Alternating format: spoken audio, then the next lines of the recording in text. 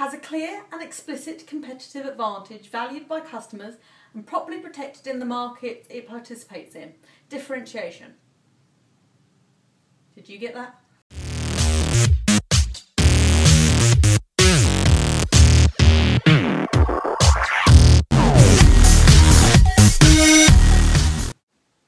Hello and welcome to Exposing Marketing Crime. I'm Ppie, your host, and honestly today I don't know where to start with this.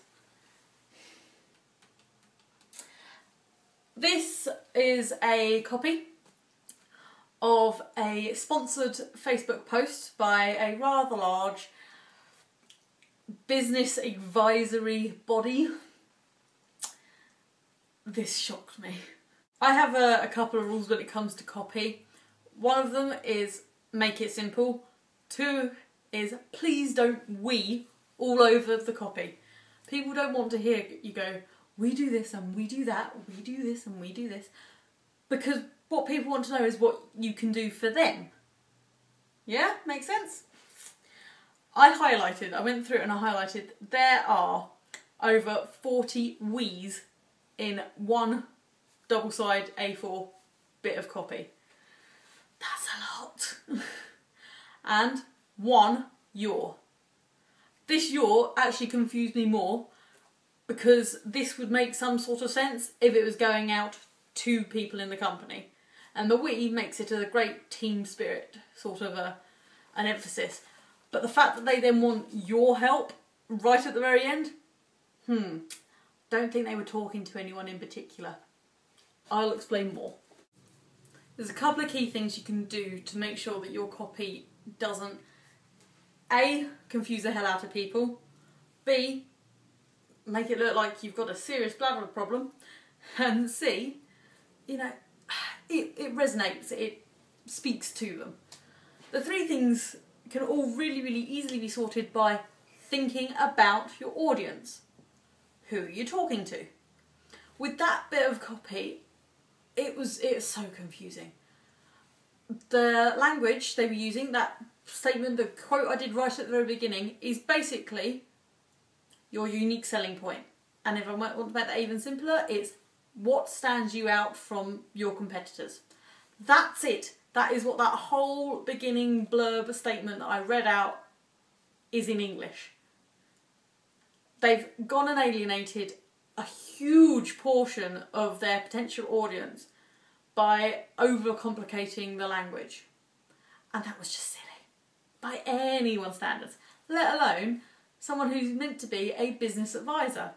Now, to obviously protect identity and everything, I won't go into any detail or anything along those lines, but I will let you know that this video, along with my highlighted copy and a rewrite for them, has been sent, and it'd be interesting to see what they come back with. But let's go back and put in some rules in place to make sure that this doesn't happen to you. First things first, you talking to your co-workers, you will understand the shorthand and the technical language that is being used every day in your office.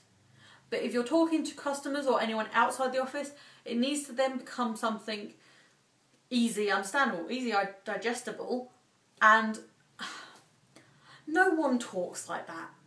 No one would talk about creating your positive environment for the explanation of da da da da da. No one speaks like that in everyday life. You should be, in your copy, talking, as we are now. Talking, conversing, as you would. I can throw in a few big words, erroneous and, cataclysmic and all this sort of stuff. And that's great for giving across the emphasis. But you can't flood it with these words. No one's going to understand it. No one wants to then spend time going through a dictionary or thesaurus afterwards trying to figure out what you were on about. You want to make your marketing, your copy, everything as clear and as easy to understand as possible.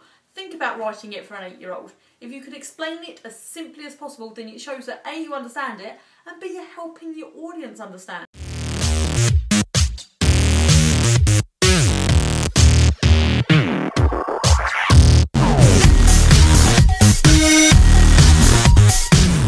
But everyone makes marketing mistakes. These These people are meant to be the experts.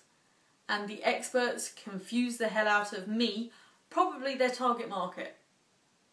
They want to talk to people who are in business owners, people who in their target was international. Obviously I am a POM here in New Zealand.